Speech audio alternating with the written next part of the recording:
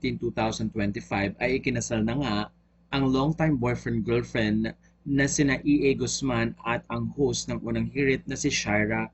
Ng kanilang mga mahal sa buhay ang pag-iisang dibdib ng dalawa at maraming ang mga celebrities ang nandun.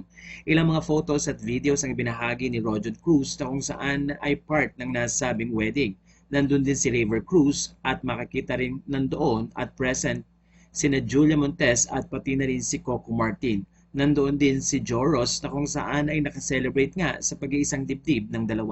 Ayon sa mga fans, napakaganda ni Shira Diaz at talaga namang happy ang bawat manonood na sinuportahan ang pag-iibigan ng dalawa. Kaya naman sa kanyang Instagram ay ibinahagi ni Rojon ang ilan sa mga highlights na na-witness nila sa pag-iisang dibdib ni EA at pati na rin ni Shira.